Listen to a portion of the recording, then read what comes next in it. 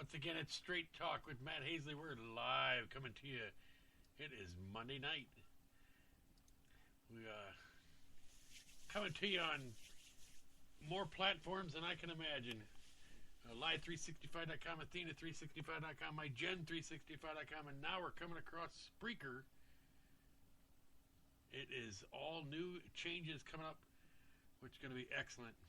You can immediately start to access our shows right from our Facebook and our Twitter right after we get done with the shows.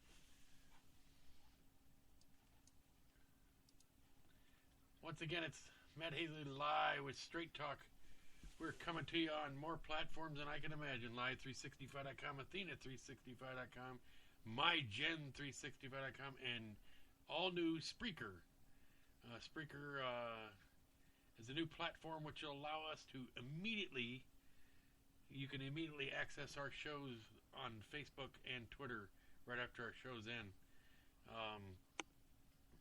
You can always reach us on Facebook at Armed Radio or Twitter at Armed Radio if you want to interact with us. You can also call in live at 1-866-CALL-401 or 1-866-225-5401.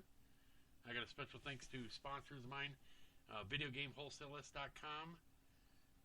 Once again, you getting a little stuck in a rut with that job and you're looking for some extra cash, or you're just one of them hardcore gamers looking for the newest games at the cheapest prices anywhere, well, log on to VideoGameWholesalelist.com today.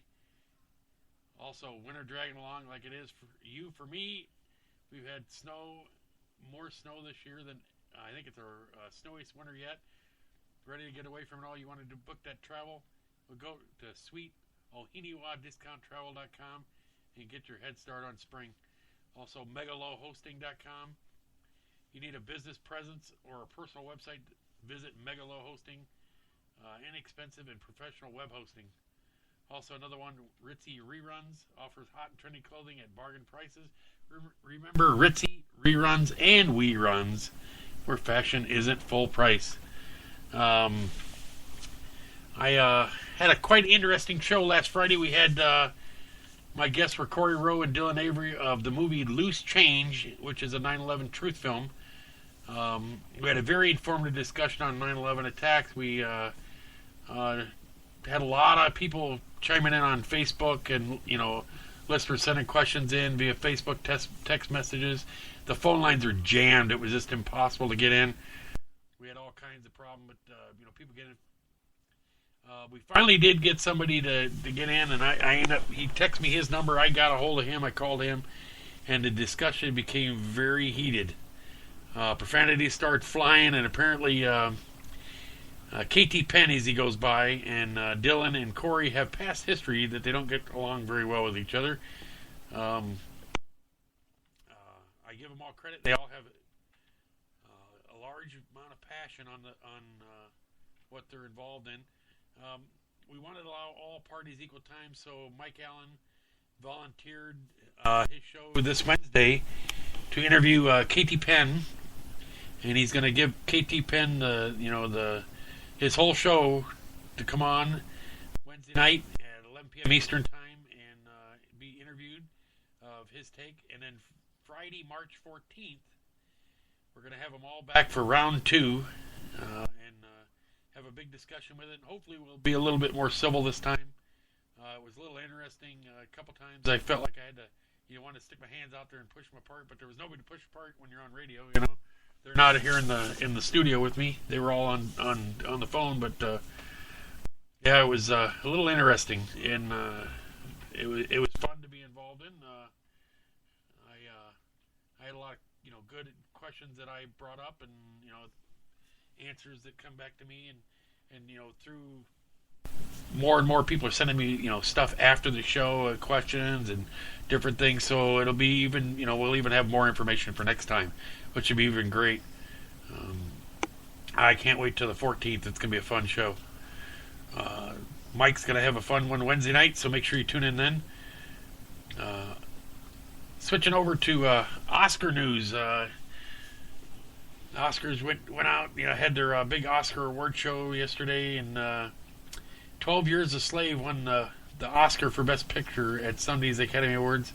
While 3D Space Spectacular Gravity was the top award winner. Gravity cleaned up in technical categories, earning 7 Oscars, including Best Director for Alfonso Cuarón, Mexican filmmaker's category's first Latino winner. Congratulations. The award for Best Actor and Actress went to Matthew McConaughey for his role in a desperate and determined AIDS patient in Dallas Buyers Club, and Cate Blanchett for playing a fragile socialite experiencing a meltdown in Woody Allen's Blues Jasmine. One I think, I don't know if anybody saw Jennifer Lawrence in her Oscar De La Hoya gown. It was kind of neat, but they're just things pop up. You're looking at information on the internet or whatever, and you start researching who won what on the Oscars, and then you start getting other information about stuff around the Oscars or shows that were that never didn't even get a nomination, and they said the best 10 pictures that didn't get even a nomination for an Oscar, and a couple of them really surprised me, and these are going back a few years, but The Professional in 1994, not that got snubbed there. Groundhog Day, one of my favorite shows, Bill Murray. I love that show. Every time it comes on, I watch it. I think just hilarious. I thought it was really funny.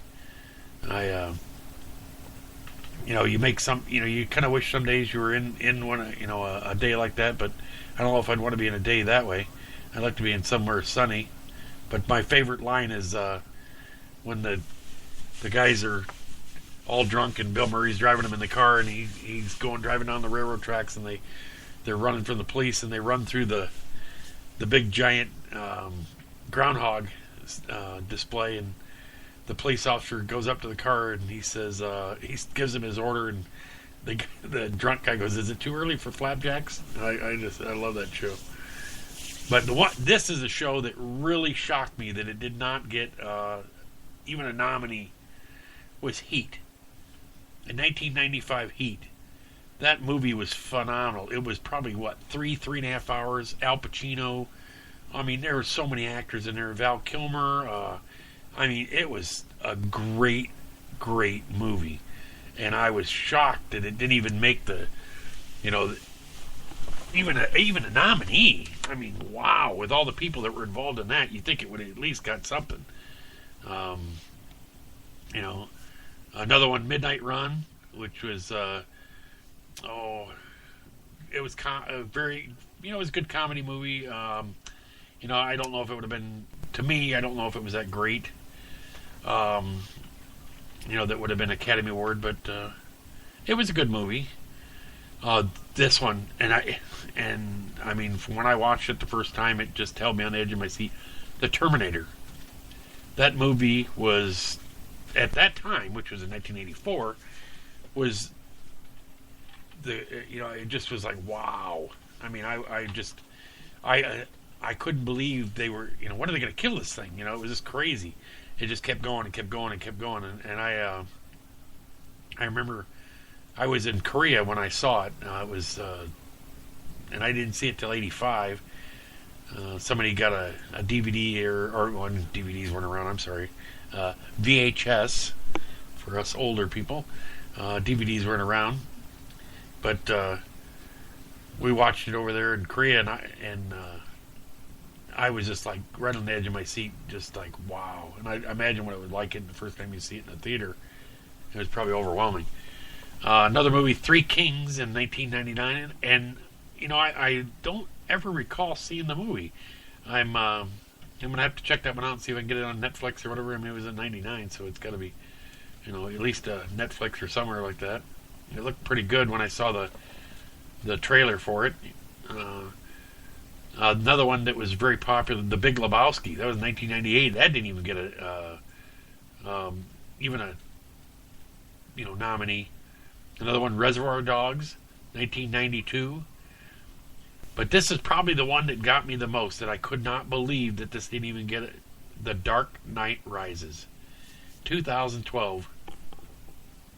I was surprised. I mean, I thought that I thought it was a great movie. And then finally coming the last one, movie 50-50. And yeah, it was a pretty good movie. It was about a guy that was dying of AIDS, and but yeah, that was in 2011 when that movie came out. But no, apparently they said that during the Oscars featured a real pizza delivery guy, but a lot of people were wondering if he got a tip or not. But their big joke is, does the Oscars have a Pizzagate scandal on its hand? It says a pizza delivery guy who passed out slices with Ellen DeGeneres during the film's biggest night of the year may not have collected the generous tips celebs pitched in during the show. Yeah, TMZ reported that delivery man was cheered by coworkers upon his return to work. The site caught up with the delivery guy where they reported his name is Edgar, but he seemed surprised to hear that DeGeneres collected the cash for his tip. He dodged questions about whether or not he took home the extra money the stars contributed for the pies. I guess it estimated about $300. Well, that's kind of cool, you know. But I guess Ellen DeGeneres did a good job with the show. I didn't watch any of it. I had a lot of other things going on. I'm not so much into the star aspects of it. I mean, I enjoy watching movies, but I'm not worried whether a movie. You know, there are a lot of movies I've way back when Siskel and Ebert were doing their, the reviews, that they used to sit there and say, "Oh, this movie's a flop," and it might be one of the movies I like the best. So, I mean, not necessarily are the awards mean whether I watch it or not, but no, it's I enjoy it, but I got 3 kids, so it's tough to get to movies, because you got to always take them with, and you got to be real careful. My youngest one's 8 years old, so you're really limited to what movie you can go to. But nope. Switching over to sports, go a little bit of sports, and we're starting off. And I'm going to do this for Mike Allen because we got a new little software here, and so I got to do this now. So let's see if this works here. There we go. Little golf sound effects there, and then I got to get the golf ball going in the hole. I don't have that one yet, but we also got here we go. A little crowd cheering there.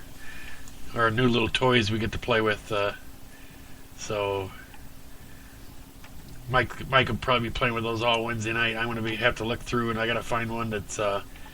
Let me see. Search a little bit more golf related ones. Wow, only got one, so I'm going to have to add some more to this. That's unfair. But no. If anybody watched the Honda Classic, it was one of those days where, Rory McIlroy led for all 3 rounds. You thought he was going to just run away with this thing.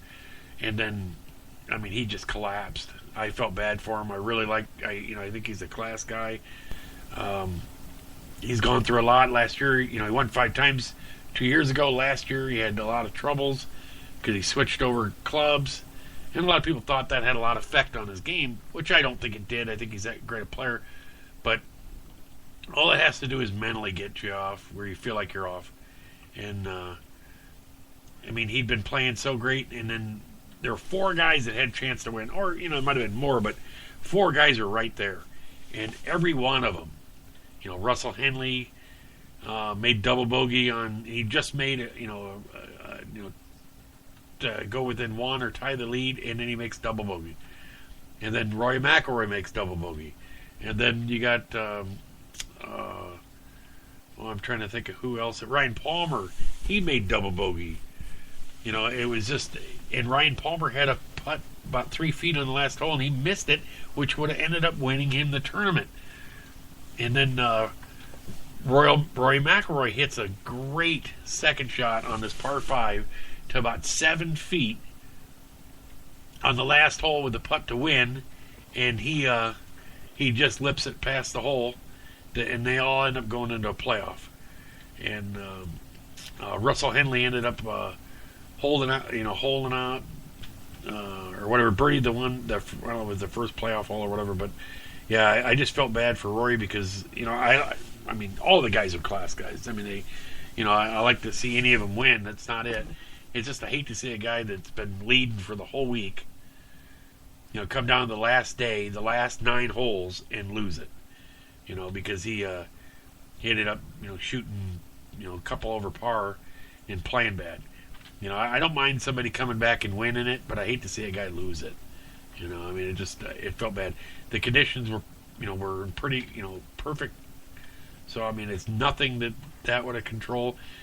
But they got to the one par 3 over the water, and, I mean, they were hitting it in that water left and right. I mean, it was just a shock.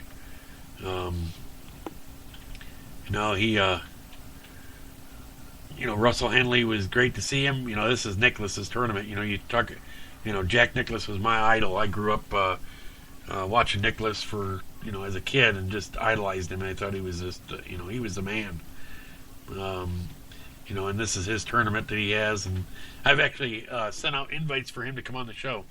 Haven't heard anything yet, but and probably won't. But maybe someday. I'd love to have him on here. He's would just be a world of knowledge to listen to, and that would be an all-time dream to interview my my idol that I,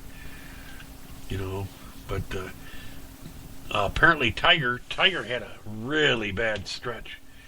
He wasn't playing very good, and actually the last day, he started having back issues again, and he withdrew on about the 13th hole. I hope this doesn't affect him for coming up Augusta, because Augusta's not that far away.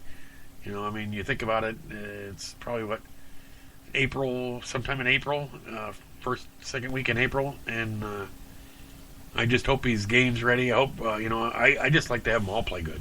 I mean, that's the course where everybody would love to play.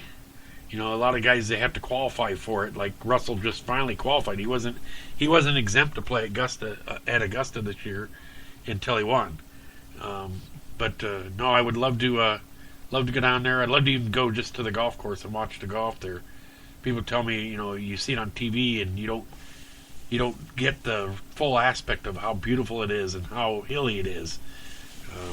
It's just, I have a lot of friends of mine who've gone down. It's just, problem is, being a golf pro, that's the hardest time to get away, is right when the season opens up. So, it's hard to get away and get down there. But, someday I will. Love to go down. But over in the ladies tour, LPGA was playing in Singapore. And come down to a playoff. And it was Paula Creamer and Azahar Munoz. And they went into the second playoff hole. And it was Paula Creamer had a 75-foot eagle putt. And I don't know if you've seen it on TV or not, but she hit this putt, and I mean, it rolled and rolled and rolled, and it was a big bending, breaking putt, and nothing but the center of this thing. I mean, it was just phenomenal, and she was just running around. I even got pictures where she just dropped down on the ground. She was I think she was in tears. She was so excited. But that was pretty cool. You hate to lose against that, but I mean, that's a bomb. When we call those, that's what you call them, that's a miracle putt or whatever you want to call it. But yeah, that's just, you love seeing one of those going, because you don't get that very often. But world number 1, Inbee Park, shot 68 to finish in joint 4th place at -7. Suzanne Pedersen, So Young Rue, and Angela Stanford and Morgan Pressel were all tied in there at -7. Michelle Wee and Teresa Liu were 2 strokes back at tied for 9th. No, they yeah, that was really neat to see. She hadn't won for a couple years, so that was neat to see her come pull through again. I don't know if everybody knows who Paula Creamer. She wears all pink. pretty much. And nope, we get pretty close to coming up. It looks like the selection Sunday is going to be March 16th, so another couple of weeks, and they'll be selecting the tournaments for March Madness. It looks like your AP top 25, which you're looking at, it is right now. You get number 1 Florida, 2 Wichita State, 3 Arizona, 4 Duke, 5 Virginia, 6 Villanova, 7 Syracuse, 8 Kansas, 9 Wisconsin, who's playing right now, as a matter of fact, and San Diego State. I got the Big Ten Network going here, being in the Midwest. So, but no, one thing I did want to say is SEC fined South Carolina $25,000 for post-game celebration of a Kentucky win. They went over. It says SEC fined Monday for the violation of league's policy restricting access to competition areas. Fans stormed the court, celebrate Saturday's 72-67 win despite repeated warnings. It was South Carolina's first win against the top 25 team in more than 3 years and lifted the Gamecocks from last place in the SEC. SEC policy states at no time before, during, and after the contest shall spectators be permitted to enter the competition area. Which is kind of tough when you got students. Fines range from $5,000 for a first offense up to $50,000. It's the third time South Carolina has been fined for violating the policy, with the last one imposed January 2010. I mean, that is almost a policy that's impossible to enforce. I mean, you got how many security, and I mean, you got kids that are going to just storm the court. How do you stop that? And you're going to fine them $25,000. That's a tough thing to take. I mean, you could put as many security people you want down there. They're going to run right past them. So, I mean, if they get that excited and they want to be on that court, they're going to get there. But right now, it's time for a commercial break. We'll do is be back here shortly. And once again, you're listening live on ARM Radio.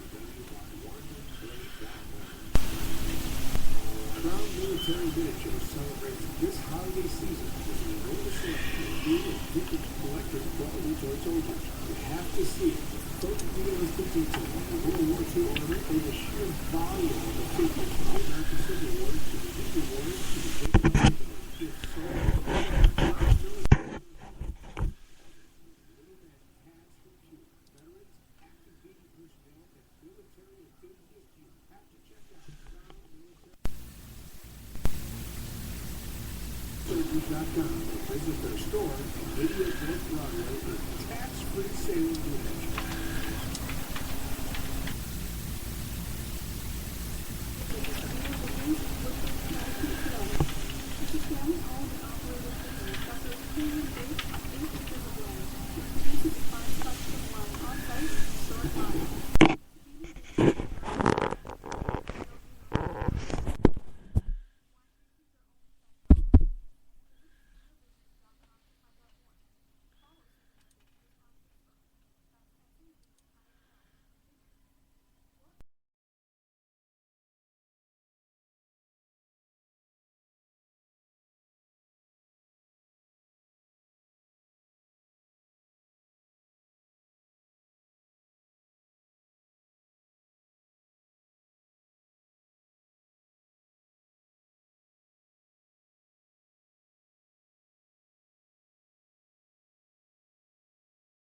For animal farmers,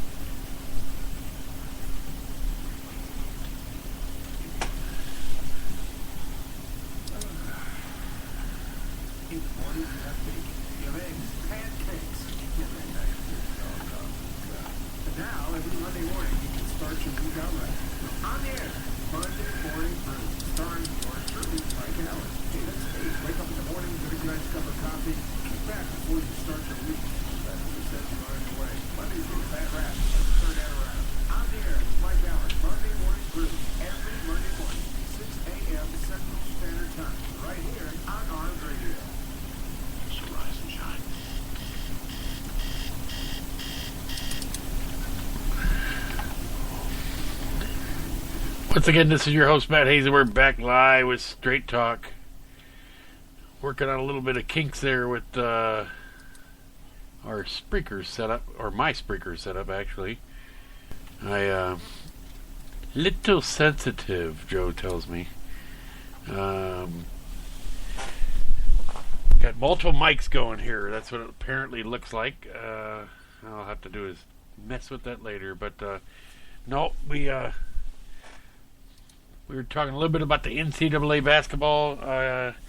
Apparently, Creighton guard Isaiah Zierden out indefinitely with ligament damage. I hate to see that. Hate to see anybody get injured like that. We are. No, we are back live. Matt Hasley, your host for Straight Talk, live on Arm Radio. Got a little bit of mic change in there. We got one program likes one mic, one program likes the other mic. So got a little multiple mic action going here. But no, we were talking about a little bit about the NCAA men's basketball right before we left. And apparently Creighton guard Isaiah Zierden out indefinitely with ligament damage. Associated Press, reported, the reserve guard Isaiah Zierden of number 13 is out indefinitely. He damaged a ligament in his right knee. You hate to see that. It's just sad to see somebody get injured like that. But hopefully he'll heal quick. He's young. Going over the NFL, they were talking about it's been brought, kicked around the league. Kicked around. It's kind of funny the point I'm going to talk about, but we're talking about the extra points, and apparently the extra point. They talked about doing away with it. Roger Goodell said he might get rid of it completely. Which is they talked about the percentage of how many are missed is very minimal. But it's now right now they're exploring a 43-yard extra point for 2014. I don't understand the 43. I don't know why it's not just 40 or 45. It's just weird, a 43-yarder. What, I don't know what. Maybe that's where the percentages of, it started to drop off. But, it just sounds a little different. I don't know why they, just kind of weird how they would make, 43. It just kind of it's a random number. I'm sure it has to do with odds. I'm sure it is something there to make it a little bit more exciting. But boy, you get a windy day. If you're in an indoor stadium, like if you're playing for the New Orleans or something like that, or I'd like to say Minnesota, but right now they're going to be outside at University of Minnesota for the next 2 years until their stadium's done. But you get a windy day, and I've seen Chicago. I'm a Bears fan, and I've seen kicks where they sit there and they'll blow 30 yards to the right of the goalpost in a good wind. Well, you get them out there at 43 yards. Well, you're just going to almost take that extra point, and you're going to, is that where you go for 2 points from there? How do you set up a team trying to do is get back into a game, a 2-point conversion from 43 yards. That's a little different. I'm kind of, I don't know what they're going to go with that, but it just sounds like it's a little too far for me. Apparently Peyton Manning was cleared for 2014. I guess he had a neck exam, but they showed him on the golf course playing. So apparently he's in good shape enough to to play golf, and that's good. I'm glad to hear that. Hopefully he can come back. I was really rooting for Peyton. It's just one of those, that feel good story. The older guys, you wanted to see him come back and pull through and win. But I have nothing against Russell Wilson. Seems like a class guy. So it was a Super Bowl that just kind of blew my mind. I did not expect it to be that dominating, but it just goes to show you that any team can beat any team any day, and they really beat Denver. But Colin Kaepernick, I guess he's looking for $18 million per season.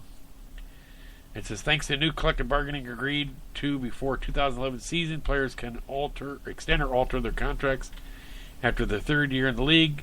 Quarterback Colin Kaepernick, who led the 49ers to back-to-back NFC Championship games and a Super Bowl appearance, just finished his third season. He's set to make a base salary of $973,766 in 2014, but he's looking for substantially more than that. Kaepernick and 49ers began discussions about a new deal. According to the Boston Globe's Ben Volen, The former second-round pick is looking for something along the lines of Jay Cutler's recent contract that pays him $18.1 million per season, with $38 million guaranteed. Wow, like Monopoly money. I don't know if you guys heard about the recent, ruling that they were trying to do with the NFL. Richard Sherman I can't even talk tonight. He commented on it. They're talking about making a 15-yard penalty if you use the N-word on the field. But Richard Sherman says the N-word on his statement on the N-word penalty, it's an atrocious idea, almost racist. The NFL Competition Committee in Florida over the weekend, and one of the topics discussed was whether it should be a 15-yard unsportsmanlike conduct penalty for players using the N-word during games. Outspoken Seattle Seahawks corner Richard Sherman is the latest to weigh in on the matter, telling the MMQB.com's Peter King it's an atrocious idea. It's almost racist to me, Sherman continued. It's weird. They're targeting one specific word. Why wouldn't you all curse words be banned? And I gotta agree there. I mean, you take your kids to a game. It's like you take your kids to a NFL, MLB, NBA. There shouldn't be any profanity there. It should be taken out. I mean, the kids, they should learn to control themselves. You got kids going to these games, and they think that's how you act. It says, how about the fact that the NFL would be sending message that racial slurs are only okay if they can momentize them. And then the one thing is right now, one of the guys commented they have an openly gay player in the NFL. First time nobody's talking about the F word.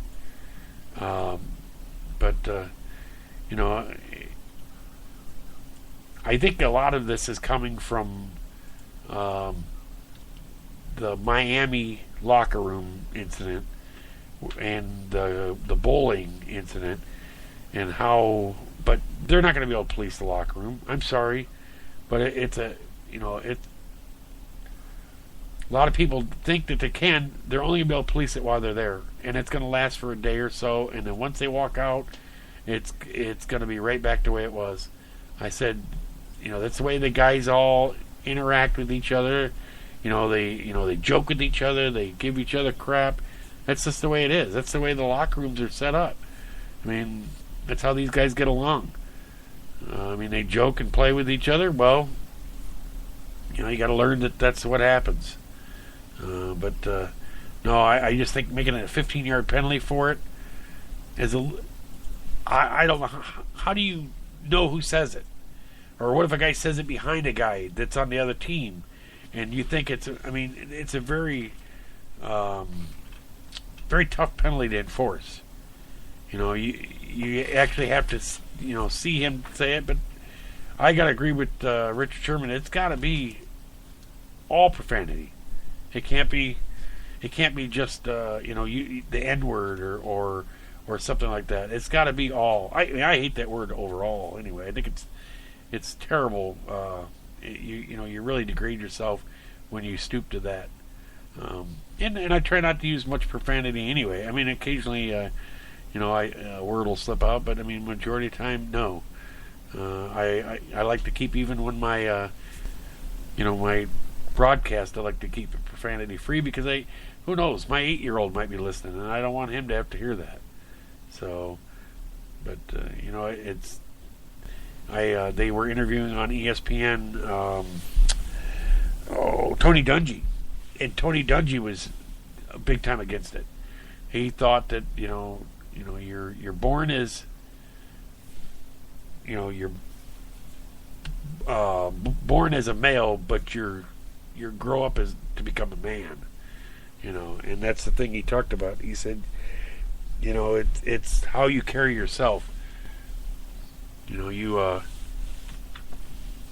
they're only going to control themselves. You could, you pay these guys all the money you want, try to tell them and control them like that, but they're going to do what, it's the locker room's going to be their own. Guys going to be staying on the field. I think they need to do is curb it on the field, any profanity, but that's just my take. A lot of guys would say they're gonna, but I guess a lot of the trash, I'm sure there's every play that there's something going on. I mean, you can see it mouthed in the basketball. You can see it on, when you're watching a telecast, you can see. You don't have to be a lip reader to figure out what's being said. But no, it's. I want to switch over to Major League Baseball, and this is one thing I've been lobbying for. It says they've first replays of spring training shown it can be quick. The new replay system for 2014 season is being used in spring training games. Monday there were 2 reviews within just a few minutes of each other, marking the first uses of the new system. I think this is great. The first came in the 6th inning with the Blue Jays and the Twins. The runner was in play and ruled safe at first. Blue Jays manager John Gibbons challenged the on-field call that the runner was safe due to the first baseman's foot being off the bag. The review took around 2 minutes per Twins beat writer and upheld the on-field ruling of the runner being safe.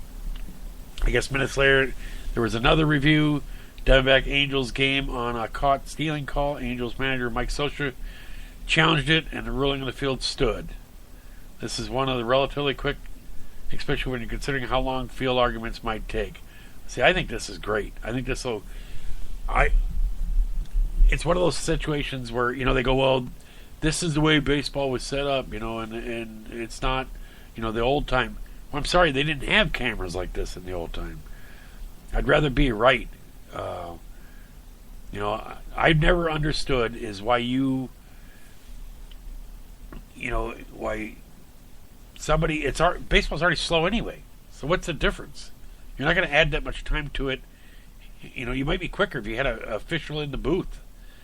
He could look at the thing, make the call, boom, it's immediately radioed down to the whole plate umpire, out, safe, whatever.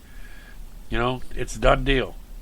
You don't have that 15 minutes of the guy kicking dirt all over the the umpire's feet and him going out crazy. But everybody has their own opinion. They feel like it's got the staying with tradition. But I'm sorry, but you didn't have cameras and everything in tradition. You didn't have night baseball when it first came out. They didn't have lights. But not like they have now. I mean, it's the game all evolves. It's like golf. They talked about and I idolize him and Jack Nicklaus. He was talking about the golf ball, trying to limit the flight of the golf ball, and I'm big time against that because all that does is affect me. It doesn't affect the long hitters. It only affects the guys that aren't long. They're still going to be longer than I am by 30, 40 yards. With a ball that doesn't go as far, but although I'm going to be farther back than they are, so I mean, it's just technology. Everything evolves. The game evolves. You look at NFL evolves. They talk about these, the helmets and trying to do is, get it to where people are not hitting it. Helmet to helmet hits. So what do? They tell them don't hit helmet to helmet, and they end up doing is going and hitting lower. Doing, career-ending leg injuries. You look at the one guy that, he got but his leg just destroyed in the playoffs, and it wasn't a helmet to helmet. He just ended up being the wrong way, and you hate to see that. It's a shame to see somebody get injured like that. But right now we're right up time for a second commercial break there. So we'll be back shortly. This is your host, Matt Hasley, and we're live with Straight Talk on ARM Radio.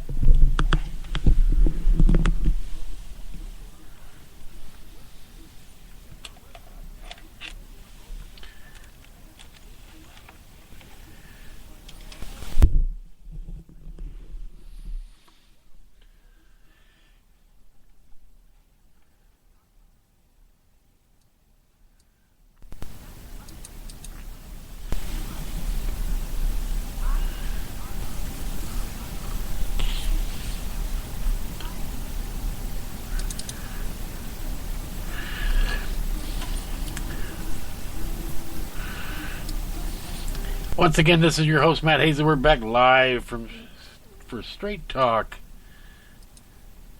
We got a new system here. We coming across a new platform called Spreaker. It's a new recording board for me here. Got all kinds of little toys on it and stuff. I got to. Here's a good one here. A little drum fill there, or so a little sound effects you can get to play with. I know Mike can't wait till Wednesday night. He'll be playing with it himself. But no, it's kind of fun. We get it all, get the little bugs out of it. I'm having to try to get it straightened out. The one I like to hear, the little golf swing there. I got to do is get some more sounds in there. Got to have the ball going in the hole. You got to have that one there. But no, there's a ton of them. Here's one. I wanted to hear this one. I wasn't sure what it was.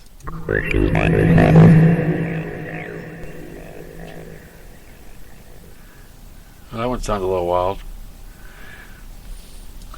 But no, it's fun little toys to get to play with. But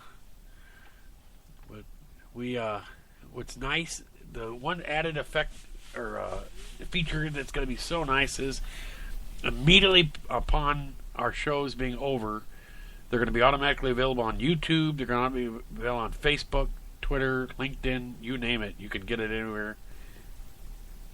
I think that's awesome. We won't have to record them and upload them anymore. You know, technology. Gotta love it. Switching over a little bit to tennis. Andy Murray revealed that he's feeling 100% pain-free for the first time since undergoing back surgery last year. You know, it's nice to see, you know, a guy get done with his surgery and you know, come back without an injury, or back pain-free. You know, no setbacks. Hopefully, he'll be back to his regular pace here. You know, playing again. His coach is Yvonne Lendl. Well, that's a great guy to have as coach. Actually met him once in Orlando on a golf course. He's a member at Metro West in Orlando, and it's a fun golf course to play.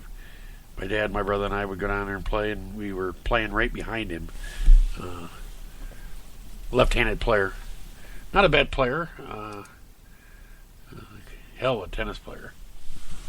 But switching over to apparently in boxing, Rocky Balboa, he was a co-star. Antonio Tarver arrested on charges related to casino debt. I guess former world champion boxer was arrested in Florida on charges that he failed to pay off $200,000 in casino markers to win Las Vegas. Antonio Tarver was a former lightweight heavy champion, and Rocky Balboa co-star was arrested Saturday in Florida on fugitive warrant issued by Nevada authorities. The Florida Highway Patrol arrested Tarver on Saturday night after a traffic stop. You know, a lot of people don't understand why, you know, police officers make as many traffic stops as they do. Well, a lot of people get arrested like this. You know, you arrest them for, you know, a traffic violation, and they come back with a warrant or something like that. Officials said 45-year-old Tarver was arrested on warrant failure to appear out of Clark County, Nevada. He's being held on you know, that's kind of a weird dollar amount, but $215,425 bail. I don't know where the 425 comes, but I'm sure it has some meaning or whatever. But here's a cool story. I want to get into this one before I want to. A couple stories.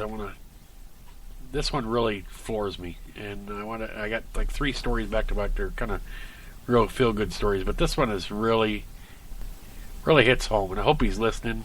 Let me check and see if he is. Let's see here. I don't see him in channel, but I hope he is listening. I said, when I ask you, how far would you go to help somebody? Would you open the door for them? Would you give them a ride? Would you let them use your phone? Would you give them food if they needed it? Maybe give them a few bucks? Really, how far would you go? Would you donate blood?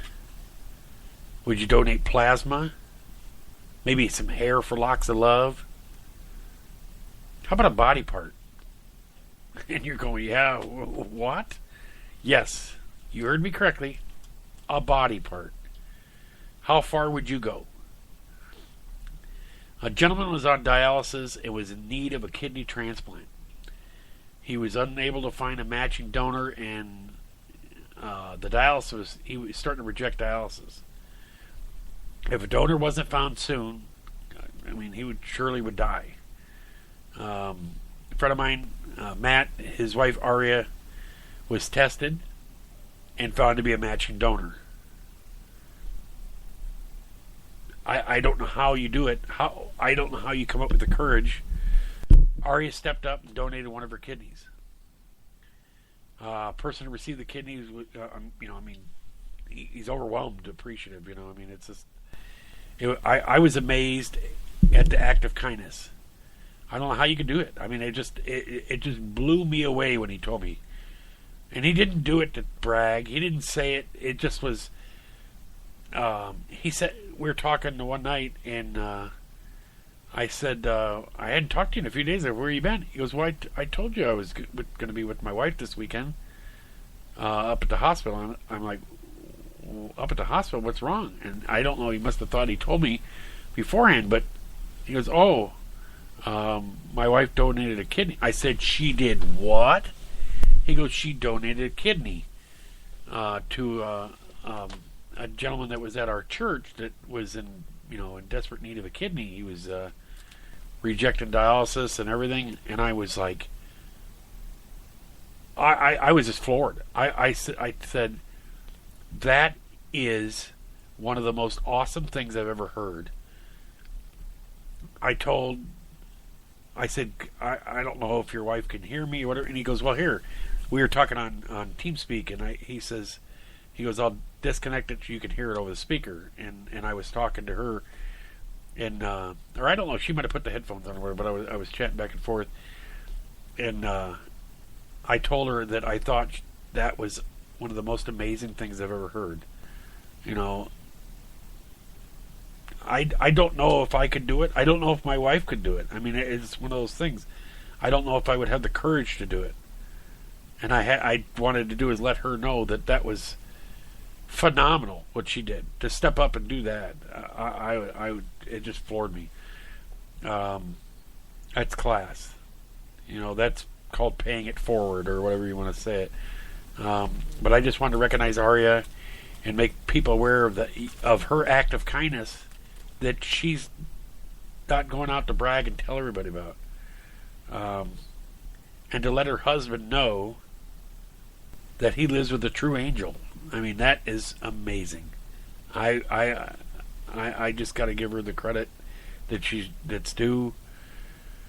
That's pretty impressive. Aria, you're one of a kind. That's amazing. Matt, you take good care of her. Matt's got to do his actually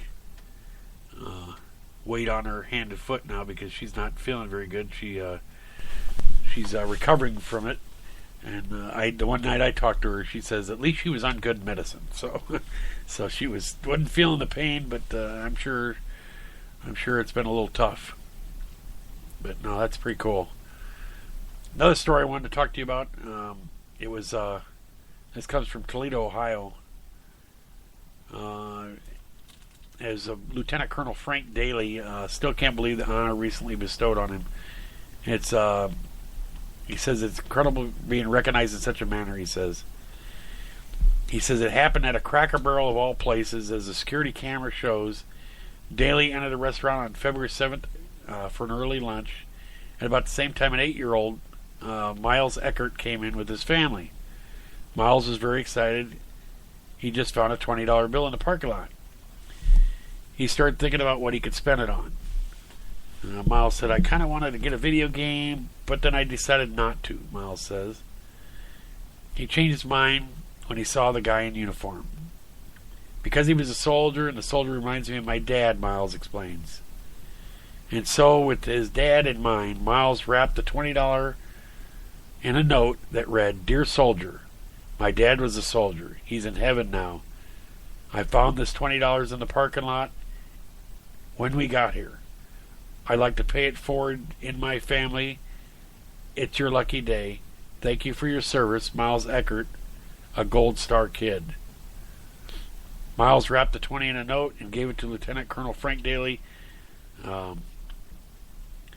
Army Sergeant Andy Eckert was killed in Iraq just 5 weeks after Miles was born.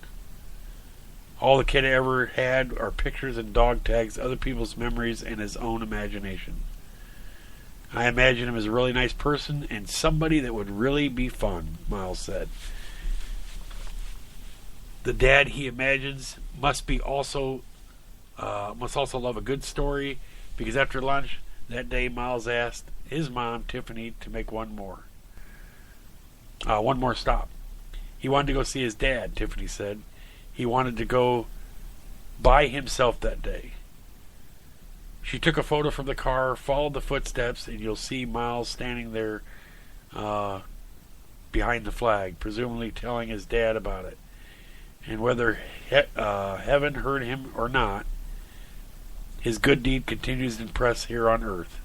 And they got a picture of him hugging his dad's tombstone. I mean, that is just, it pangs at your heart. You're to see that, it's sad, to see a young kid who never even got to see his dad. I hate to see right now, let me finish the story. I look at it every day, Daly says, with my note Miles gave him. It turns out Miles gave him a bigger gift than $20. He says a lifetime direction for sure, Daly says. Daly says he's already given away the $20 and plans to do more. He also hopes that the little green post-it will inspire other people across the country to give. To give as sincerely and dutiful as that father and son. That what worries me. They're talking about doing is, drawing down the military to where we don't have as many soldiers. Well, several things that bother me about that. One, people being out of work. But another thing is it's going to put other people at risk.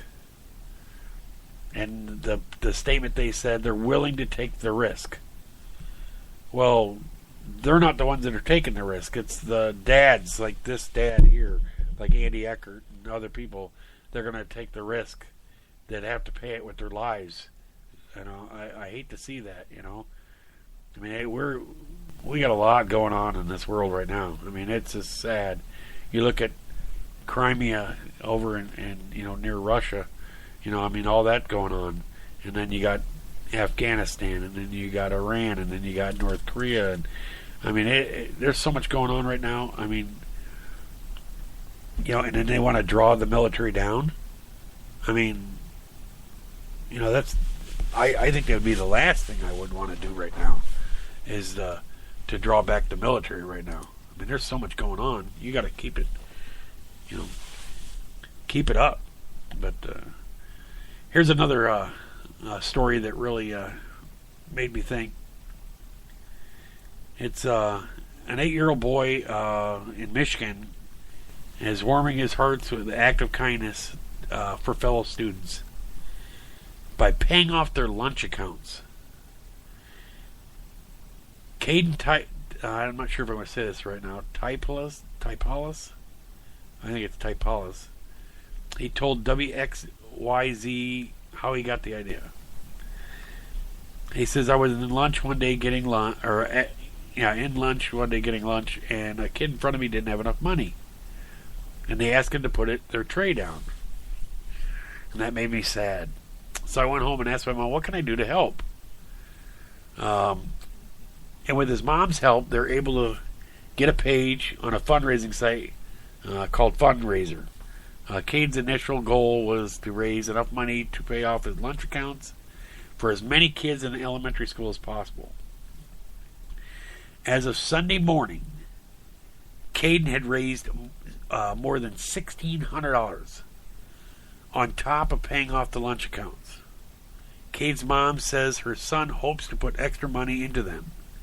On Friday, Cade's mom told WXYZ that her son has been able to help pay for almost 300 school lunches.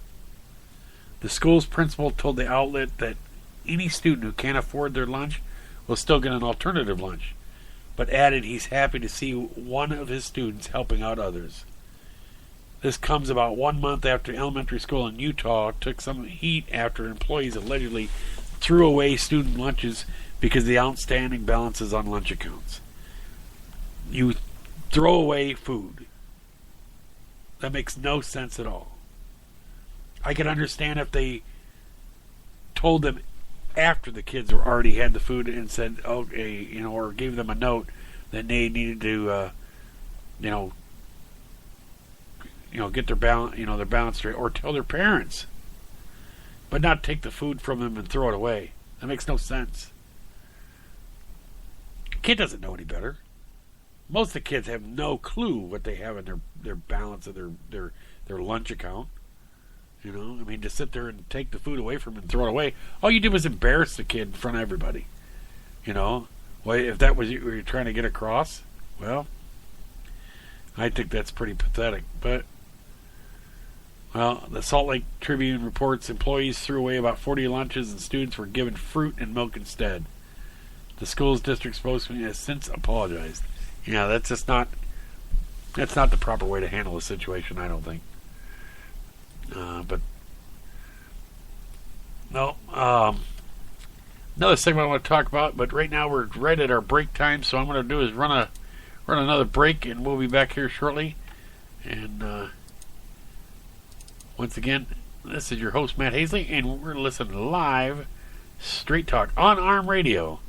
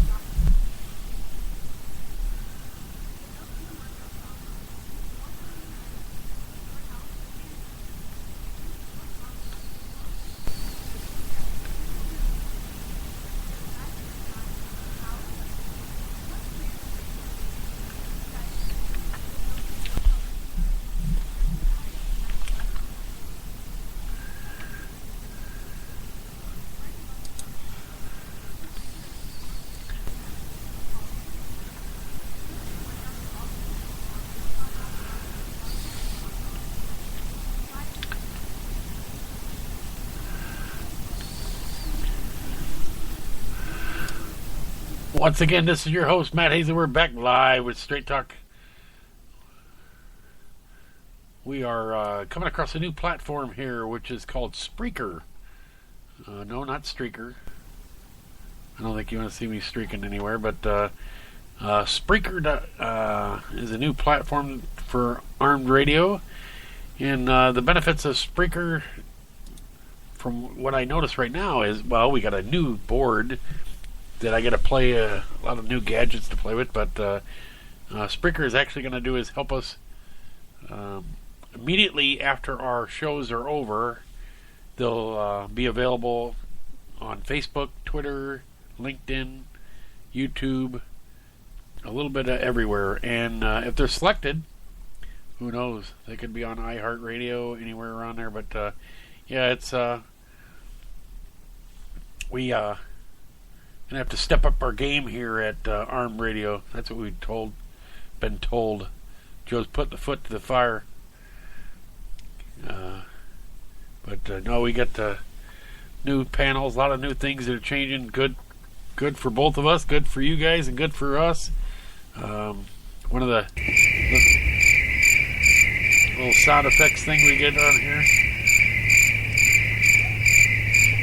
But no, the segment I'm going to go. That was a long one, but my segment I'm going into right now, and this will, here, maybe this will be. See if we get this. A little car passing by sound, but one segment I want to get. Does your car or your car color, personally, car color act as a psychological shortcut that expresses how you want the world to think about how you are? Gender and age influences choices along with colors are available on the lot. Of course, that's not all that there is to choosing a color. Color preferences change throughout time and may differ region, vehicle type, So a luxury sedan is more popular in black and white colors, when a small, low, sporty version is widely associated with red and colorful shades. You can take observations with, any way you want, but white. If you're driving a white vehicle, you like to present a fresh, young, modern face to the outside world. Environmentally,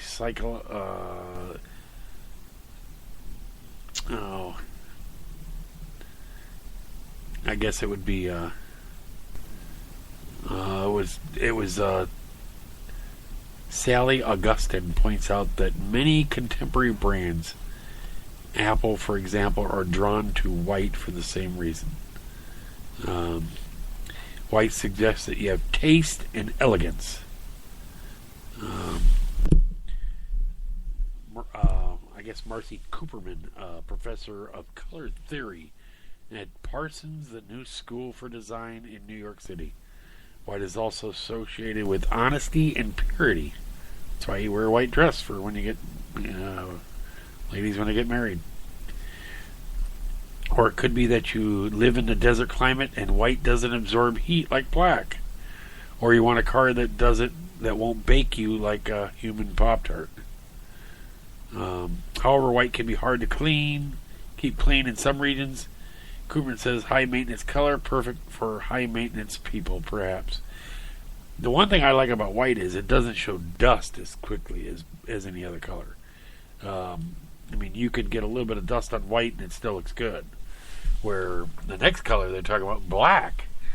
Black became the number one color of luxury, Lockhart says. According to the Axalta report of 2013, black was the most popular color for luxury vehicles. Black, when it's clean and everything, it's really impressive to look at. Black is a sophisticated color, Augustine says.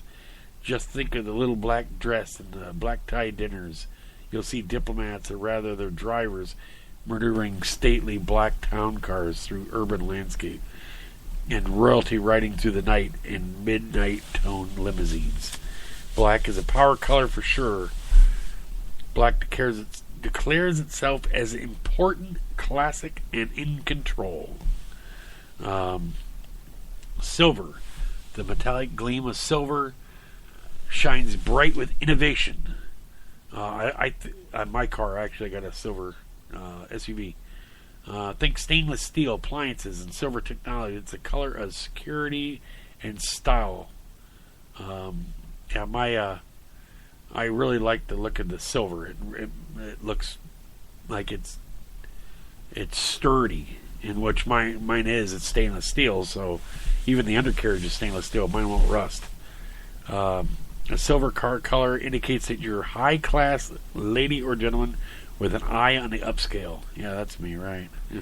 Your status is higher in the world, and you're not afraid to show it. Yeah. As a fallback color, it's nice, but it doesn't get as dirty as a white car or as hot as a black car. It seems most Americans would agree the assessment, as it's the third most popular car color. Overall, neutral colors white, silver, black, and gray are dominated the market in the past few years. Gray, is there really a difference between silver or gray? Yes, I guess there is, but darker gray, I guess it would be called. Gray driver doesn't want to stand out, Krugman says. Between silver and gray, the latter is not more nondescript. Gray doesn't need or want to be as flashy as silver, protecting more dignity, tradition, and maturity. The driver of a gray car cares less about status and more about the status quo. As the fourth most popular car color in the U.S., gray is another neutral tone. It's just not as loud as the first three colors. Red. That red sports car. Go-getter types may pick a red car. Environmental, that Sandy Augustine says, red projects action, power, masculinity, she says. A red car for a man may declare great status in the world, whether that's finance or law. If it's a sporty car, it's a way of flexing muscles on the road. Krugman says, however, for women, red often just represents confidence and fun. The red sports car screams, look at me, in every way. That driver might be think he has something to impress to show you the freeway equivalent of an exhibitionist. I had a red car one time. It was a Toyota or whatever. And when you opened up, I had it for quite a while. But when you opened up the door, and you looked at the color of the red, and you looked at the color inside the door, they weren't even close. The red faded so bad, and red's a good-looking color if it's really clean. I just have lost the desire for a red car. I would rather have black or silver or white. I think white looks really cool looking in a lot of cars. Blue. Picking blue doesn't lead to the blues. Blues is practical, happy color for many. The cars most act like flashes of blue sky on gray roads. In fact, blue projects stability, truthfulness, and serenity. She points out that minivan mom may choose blue, which projects a nice, stable family appearance. Blue cars haven't been popular for a while. However, she says it was a Cooperman. She says to look for that to turn around the next few years, particularly with female buyers.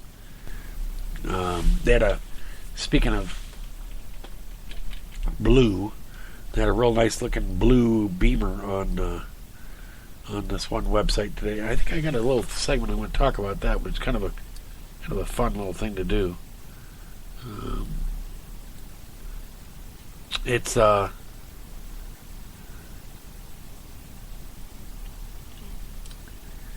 was a listing on their site where it was for if you liked it, shared it, and commented what color you wanted. They're giving away 2 of them by April 15th. And I said, what the heck, all they could do is not win. But I'd take a new Beamer for nothing. But brown and /beige, like the solidity of mountain range or reserve, a monk's robe brown exudes a quiet peace. I'm not a real big fan of brown cars, you know. I don't know. It says a brown car buyer wants value and long life in his or her purchases and doesn't care about trends or fads. Yeah, I guess you can see that. I just can't see my driving a brown car. Yellow or gold. If you're driving a yellow car, you may be the human embodiment of that don't worry, be happy, smiley face. Remember the 1980s, yellow exudes joy and positive attitude. Young people are drawn to yellow, Cooper says. A bright color doesn't feel like the risk is to them. I guess the yellow cars only made up 1% or 2% of car colors. Wow. I mean, I like the Bumblebee Mustang with the yellow, or actually Camaro. It was, a lot of people don't realize when they made Transformers, that was not a Camaro. They wouldn't give them one because it was too new, so they made the Camaro body on a Mustang frame. But yeah, that was it's a neat color. Green. For the past 10 years, green has been closely tied to nature. Maybe you break for arboretums and fuel up your sedan with biofuel. I had a Suburban that had E85 fuel, and I never put E85 fuel because I could never find any pumps that had E85. So, but you're starting to see more green cars out there. You see the little Kia. Oh, I can't think what it's called. It's a little mini car. You see it a lot in that green color. I've seen a few Mustangs in green too. If they're the right color, a real vibrant green, which looks pretty cool. But yeah, it's. I don't think that it's not a car that it's a daily driver car for me that I would think. Or here's another one, orange. There's a reason why places like Home Depot display orange logos. Bright orange declares that you're quite comfortable with value and saving money. If you're driving an orange Mini, you're saying, I do a good job of minding my money.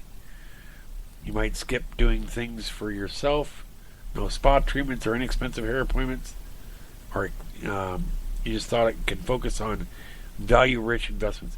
Well, I mean, they make a grabber orange. What is it? Not a Camaro. It's it's a sports car, and I'm like, that's not saving money. Those aren't cheap. But it says an orange BMW ? You pinched your pennies to buy that head turn, and now you're sort of tipping the world on edge. Not afraid of going against the tide. Orange is one of those least favorite colors of the new car buyers in the U.S. No, I like we got a white minivan and a silver SUV right now, so we're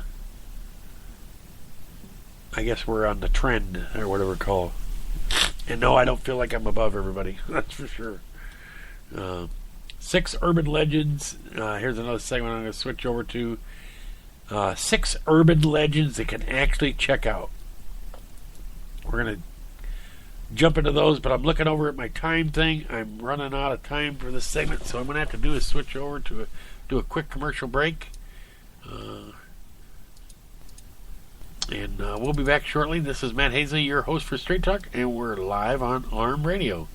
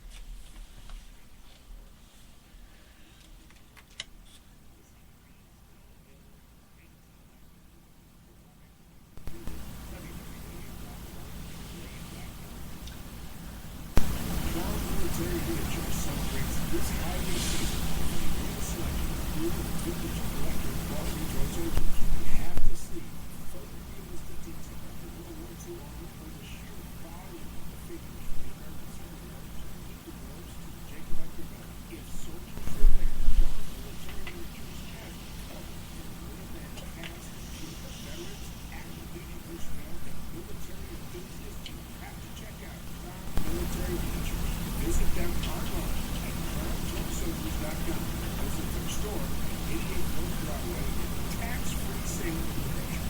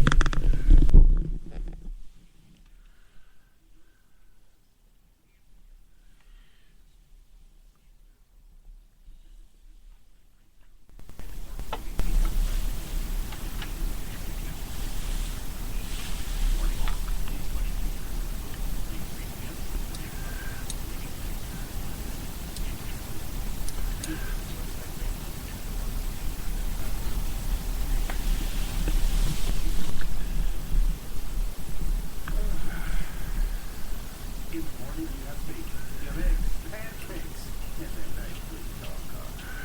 But now, every Monday morning, you can start your week out right. On the air, Monday morning brew, starring yours truly, Mike Allen. Hey, that's me. Wake up in the morning, get a nice cup of coffee, get back before you start your week. Let me send you on your way. Monday's getting a bad rap. Let's turn that around. On the air with Mike Allen, Monday morning brew, every Monday morning, 6 a.m. Central Standard Time, right here on Arms Radio. So rise and shine.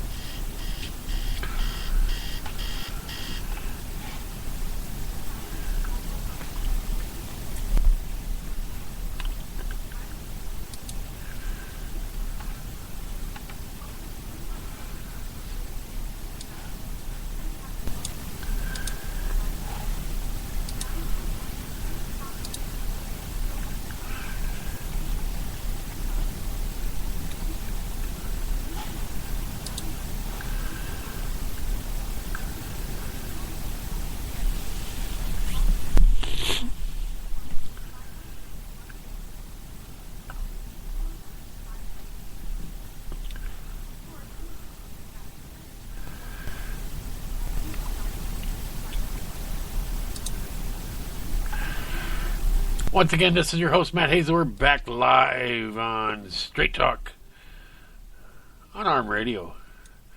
We talking about cars. We were switching over to a couple urban legends, and you always heard about them. Stuff like Oh, don't crack your knuckles. You get arthritis. Don't swallow gum. It'll stay in your stomach for 7 years.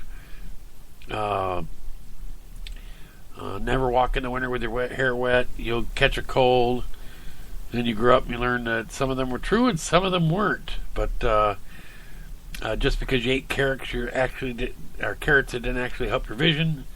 It just meant that every tale your mom told you about your health, not everyone was a lie, but some of them were a little fibberoni. But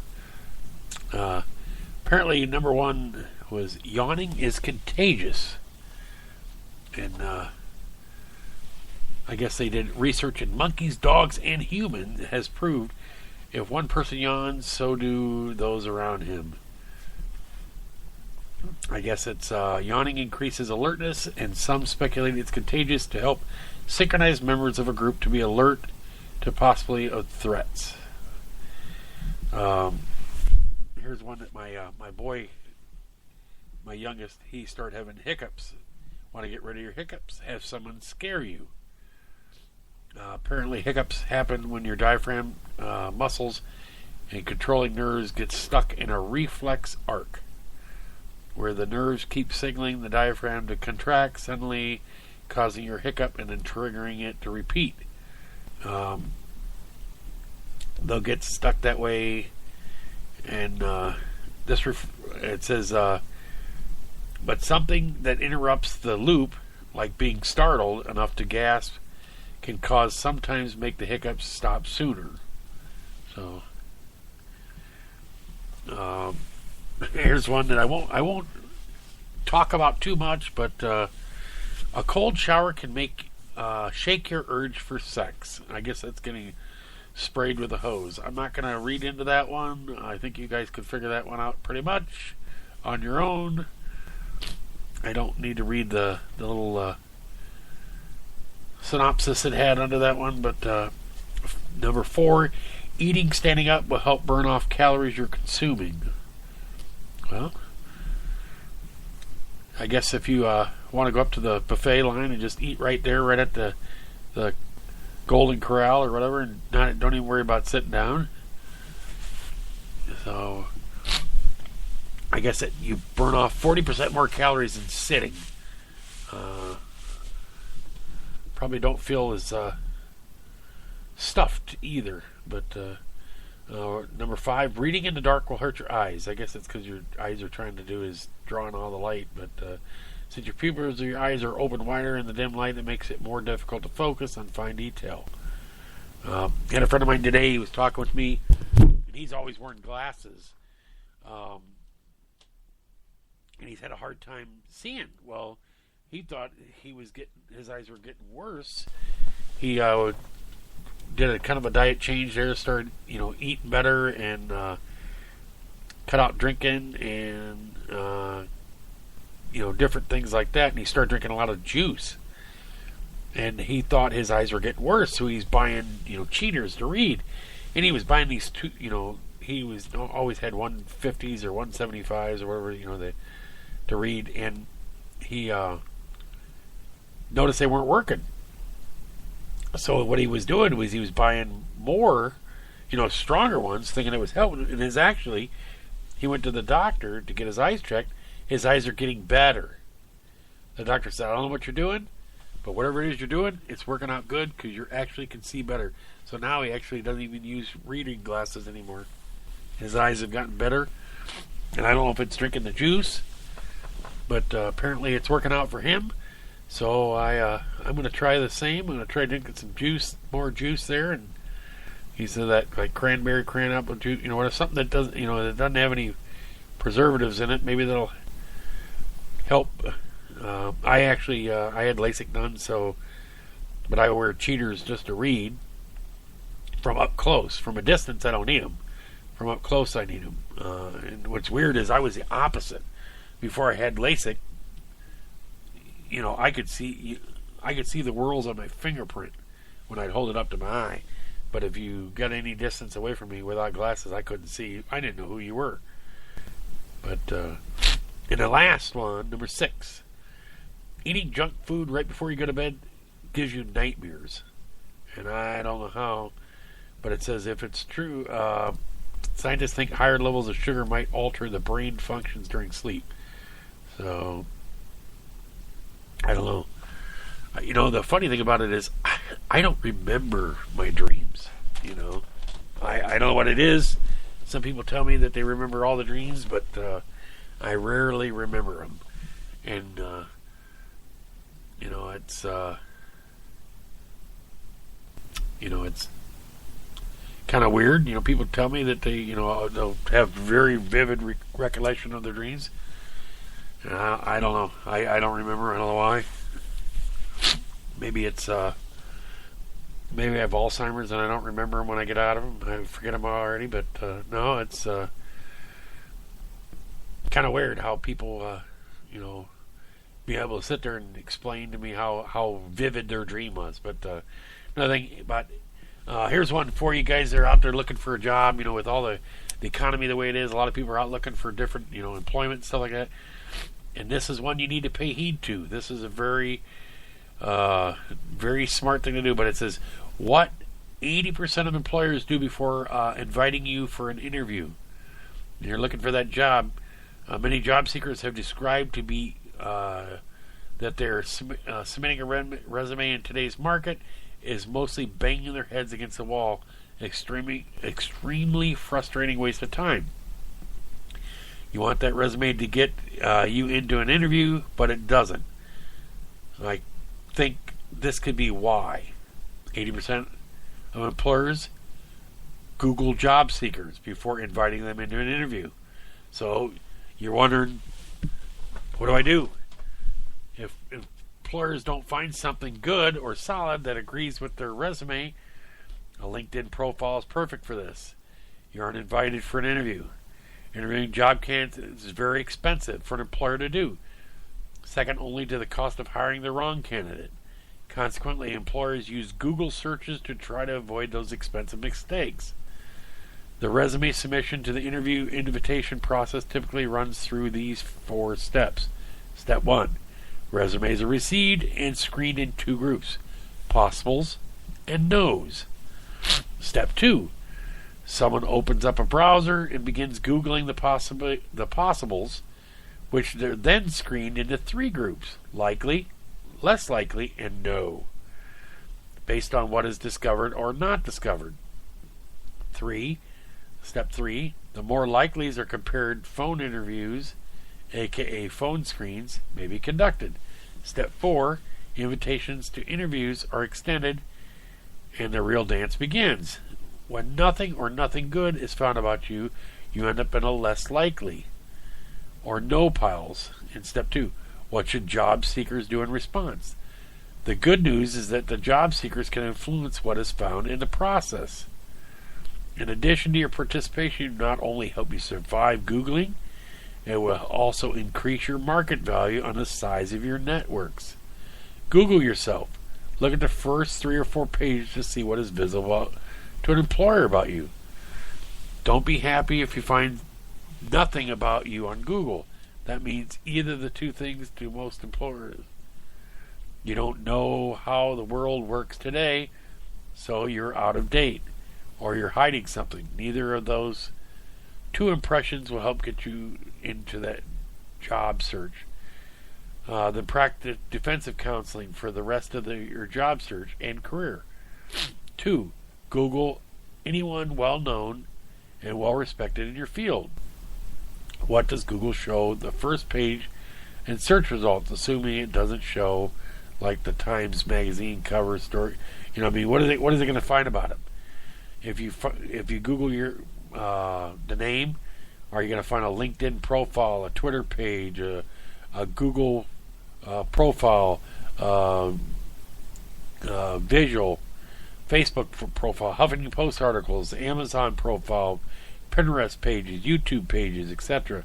All those pages are available for everyone at no cost. The LinkedIn and other social media pages are easy to set up and very popular with Google. The best part of it all is the page describes me in my own words because I wrote them and because they are public for the world. Include my colleagues and friends to see. The assumption is that they were probably true. at least most of the part. So you got one thing is make sure that you, when you want everybody to see it, the average guy's going to be able to see it. They're going to go for a job, and if they got pictures of you, partying all over the page there, you're wasted, drunk, puking into a toilet, well, that's not going to look real good on, when they Google you and find that. And they go, oh, yeah, we don't want to really hire this guy or gal. But you got to really think about what you post on Facebook and what you post on Twitter and what you post on LinkedIn, because you don't realize that those pictures are there. They're stuck. They're gonna come back to haunt you if that's what you want. And you could say, only to my friends, but all a friend has to do is repost it onto their page and post it as public, and it's everywhere. Then we had one of the family obtained an $80,000 settlement. Well, in the agreement of the settlement, they would not publicize it. Well, I don't know if it was a girl or a young boy, they went home and posted on Facebook that they won an $80,000 settlement. And since they divulged the amount of the settlement, they don't have, the people that got stuck with the settlement, they don't have to pay it now. So it cost that family $80,000 because of the kid's Facebook post. Yeah, that's kind of crazy. But people don't realize that what you do on Facebook affects how you get your job, because they're going to look at you. And and Mike Allen will know. Mike's an ex-police officer like myself, and we always use the term CYA. And CYA means cover your you-know-what, and the reason why is because somebody is always watching. So you really wonder about what you're going to post on there. I went out boozing with my buddies, and let's post some of these pictures. They'll be real funny. Well, they're not funny to your next employer or to your current employer. It could actually embarrass you, to your employer. And, then they could do is just send you down the road, and it doesn't have to be for what the reason that is. They can always find a reason. If they want you to go, they can always find a reason. And most jobs nowadays are at-will employees. You don't have the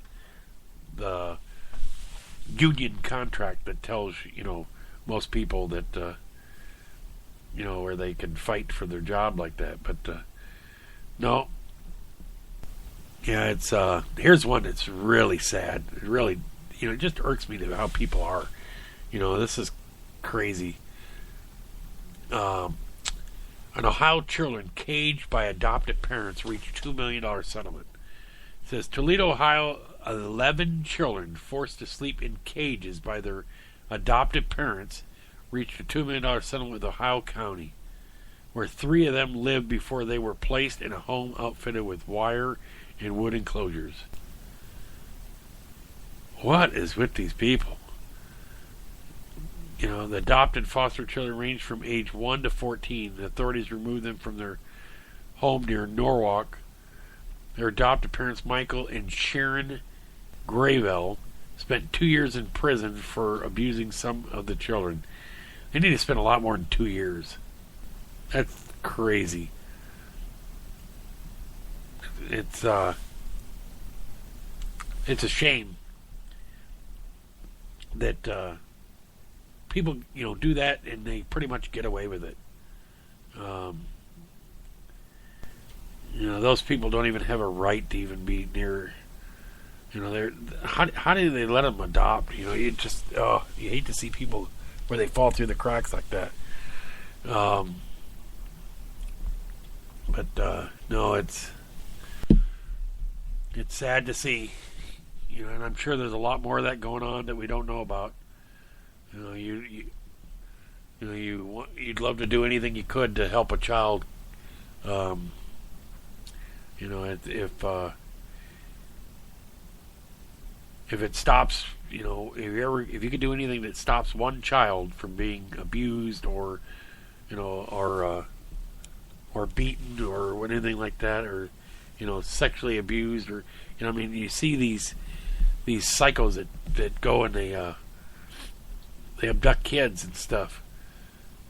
You know, it's sad what our society's gone to. I mean, when I was a kid, we could walk everywhere. We could go all around town. Nowadays, you're scared to death to let your kids play outside in the yard by themselves. You know, so you got to be constantly watching on them all the time, because you get some psycho driving around, you know, in a van and looking to pick some kid up. I'm like, what gets you to that level to where you feel like that's okay? You know, that's the sad part. Well, let's get off the gloom and doom. Here's kind of a different thing here. Spring is a few weeks away, but one Ford truck dealer says he wants to start it off with a bang. Muscatel Burns Ford in Hawley, Minnesota, is giving away a Remington 870 Express shotgun with the purchase of every new or used F-Series pickup, and it sells between now and March 14th.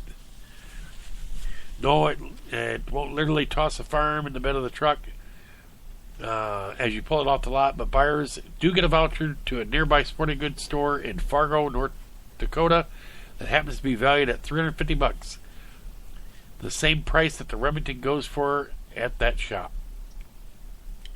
Customers are free to apply it toward whatever they like. However, Muscatel salesman tells FoxNews.com that he knows at least one shopper that used it for a gun purchase and another used it for camping supplies. Muscatel Burns isn't the first auto dealership to offer this kind of spiff, but this winter's persistent storms and low temperatures slowing down showroom traffic, it's hoping the unusual deal will heat up things in a rural neighborhood. So far, it seems to be working, as they tell us they've gotten lots of calls and have an uptick in traffic on the dealership website tied to the promotion, not to mention tons of local and national media attention. Hey, that's great. Called Marketing Skills. But BMW M-Power is giving away two BMW 435i's on April 15, 2014. This is the one I was talking about earlier. All you have to do is like and share and post what color you like. I posted, I'd love to have a black BMW. That'd be sweet. I'm sure they will have quite a few posts, and if you on Facebook, I'm sure you'll see it. And also, everybody remembers, I don't know, about the Corvette Museum that had the big sinkhole. I guess they're starting to recover the cars out of it. The National Corvette Museum in Bowling Green, Kentucky, has begun the extraction of 8 race Corvettes that were swallowed in a 40-foot wide sinkhole. It said no one was injured in that February 12th incident, but, you know, they're starting to get the cars back out of it. First car out was a 2009 Corvette ZR1 Blue Devil. And then the next one, crews will tackle the 40th anniversary Corvette that's also uncovered, but a 5-ton slab from the museum floor is resting on a black 1962 Corvette and must be removed simultaneously with the car, complicating the process. Yeah, that's a lot of money involved in those cars to get lost like that. That's a shame.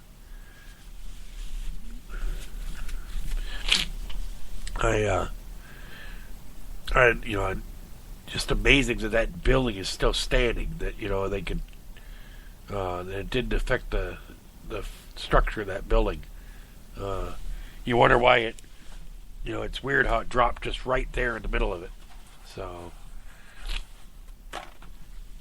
but luck prevails and nobody was injured, and that's the main part of it. But I do want to do is right now. Oh, we got a lot more stuff, but I'm apparently I'm not going to get into it. I did want to say is today was the day that Helen Keller met her miracle worker. She met Ann Sullivan, began teaching 6-year-old Helen Keller, who lost her sight and hearing after severe illness at the age of 19 months. After Sullivan's tutelage, including her pioneering touch teaching techniques, the previously uncontrollable Keller flourished, eventually graduating from college and becoming an international lecturer and activist. That's amazing. And also today was the day the Star-Spangled Banner became official. President Herbert Hoover signed a congressional act making the Star-Spangled Banner the official national anthem of the United States. This is also the day back in 1991 that Rodney King video was taken where the police were caught meeting him on video. I don't know if a lot of people remember that, but I do. And today is also one of the hottest actresses out, Jessica Biel. She is very, very attractive. She's 32 today. Today would have been Alexander Graham Bell's birthday. Also, Julie Bowen, TV actress from she's 44 from Modern Family, and today is Herschel Walker's birthday. He's 52, former NFL player. But also James Doohan. Everybody knows who he is. He died in 2005. He played Star Trek Chief Engineer Montgomery Scott, a.k.a. Scotty. But I want to do is coming to a close here on our show. I want to do is let you know, I said our weekly lineup here, Monday morning starts out with Morning Brew at 7 a.m. Eastern Time with Mike Allen. Afternoon Bites comes on with Tattoo Rick and Joe Style at 1 to 2:30 on Mondays. And then myself, I close out your Mondays at 10 p.m. to midnight Eastern Time. Tuesday and Thursdays, you have Talk Time with Val, 8 to 10 p.m. Eastern Time. Talking Smack with Regina falls from 10 p.m. to midnight Eastern Time. And on Thursdays, the only change up is Regina does 1 hour, 10 to 11, and then Joe Rocks, the Big Kahuna, comes in for a night talk with Joe Rocks on Thursday nights at 11 p.m. Eastern. And every Wednesday, you have On the Air with Mike Allen, 11 p.m. Eastern Time. And I close out your week again with Straight Talk with Matt Hasley and 10 p.m. to midnight Eastern Time. We got a great show lineup for each week, so tune in. Make sure you tune in Wednesday night. Wednesday night, Mike Allen will have on the Air with Mike Allen. He'll have KT Penn. He's a published author. He will be interviewed. He was on Monday or last Friday with us, and he is 9/11 conspiracy theory debunker, and he's going to do is explain his side of the debunked theories to Mike, and then we're going to have them all again back on, him and Dylan Avery and Corey Rowe back on Friday, March 14th. Have a round 2 that should be a good one to listen to. And also, I got some other conspiracy shows coming up in the works right now. I got some ones that are going to blow your mind. So, I'm trying to get the people on that I can do the interviews with. So, make sure you stay tuned in. They'll be coming at you shortly. Once again, this is your host, Matt Hasley. And you're live on Straight Talk on Armed Radio, home of the big guns. Have a great night.